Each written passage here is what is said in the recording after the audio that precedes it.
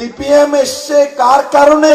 কে এনেছে সিপিএমটা ত্রিপুরাতে? ত্রিপুরাতে সিপিএম ছিল না, ত্রিপুরার মাটি সিপিএম এর না। কমিউনিস্টকে কে আনলো? কমিউনিস্টকে মানিক সরকার এনেছে, জিতেন চৌধুরী এনেছে, এরা এনেছে, এই বাপ বেটা এনেছে, তারা এনেছে। ত্রিপুরা রাজারা প্রজাবৎসল, ত্রিপুরা রাজারা কোনোদিনই মহিলার উপর অত্যাচার করেনি।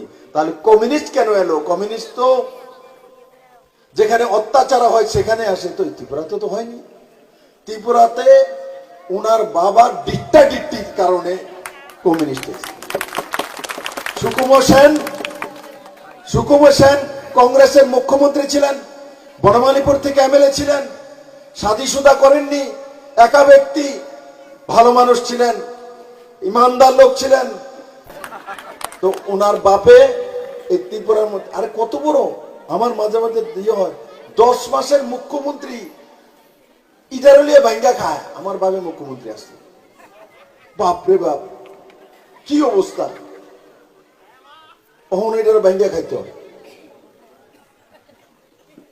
এরা সুকুমার সেনকে গদিচ্যুত করে, কংগ্রেসের মুখ্যমন্ত্রীকে গদিচ্যুত করে সিএফডি বানায়। ওর পিতা সিএফডি বানিয়ে নিপেন চক্রবর্তীকে প্রথম কমিউনিস্টের নেতা, ত্রিপুরার অর্থমন্ত্রী বানায়। এরা সিপিএম কে রাস্তা দেখিয়ে ভিতরে ঢুকিয়েছে। অর্থমন্ত্রী হওয়ার পর সিপিএম শক্তিশালী হয়ে যায়।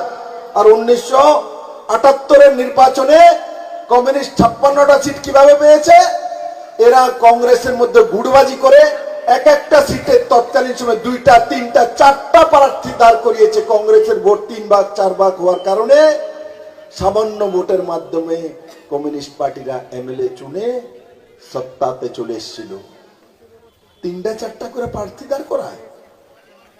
কে দাঁড় করিয়েছিল? কংগ্রেসের ভোট যদি বিভাজন না হতো, কমিউনিস্ট জীবনে সত্তাতে ত্রিপুরাতে আসতো না। কংগ্রেসের ভোট বিভাজনটা কে করলো? বিলাল বাবু ভুল করছি নাকি? এরাই আনছে।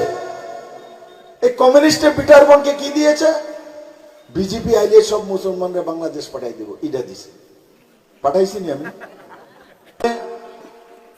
10,323 অনেক আন্দোলন হয়েছে। বিটার বনের মানুষ আগরতলাতে থাকে, জানে আগরতলা শহরের মধ্যে কত আন্দোলন, রাস্তায় বসে থাকে। 10,323 আমি মুখ্যমন্ত্রী হওয়ার পরও আমাকে গিয়ে বলে আমাদেরকে করে দিন স্যার। আমি বলেছি বাবু, আমি সুপ্রিম কোর্টের কাছে আপিলও করেছি যে মানবিক দৃষ্টিতে তাদেরকে করার পাক্কা করার আমাকে পারমিশন দেন। সুপ্রিম কোর্ট দেয়নি। তাদেরকে চাকরি কে দিয়েছিল অবৈধভাবে? কমিউনিস্টরা, সিপিএমরা দিয়েছিল। তাদের চাকরিগুলি যাওয়ার জন্য কেসটা কে করেছিল? বিপ্লব দেব। কে করছে? এদিকে যে বিধায়ক উনি কেস করছেন, এখন যে প্রার্থী উনি কেস করছেন। এখন সিপিএম এতদিন তাদের দোষ দিত বলে এরা কেস করে চাকরিগুলো খেয়েছে।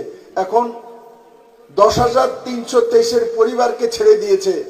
এইবার উনি বন্ধু হয়ে গেছেন, ওনার বন্ধুরে ক্যান্ডিডেট করেছে। সিপিএম এর ক্যান্ডিডেট হচ্ছেন ওনার বন্ধু। এই 10,323 পরিবারের অভিশাপ এবার সিপিএম কংগ্রেসের বিনাশ হয়ে যাবে। কারণ কোর্টে গেল কে? কেসটা করলো কে? এই আশিস বাবু আর ওনার বন্ধু, এটার নাম কইতে ইচ্ছা হয় না।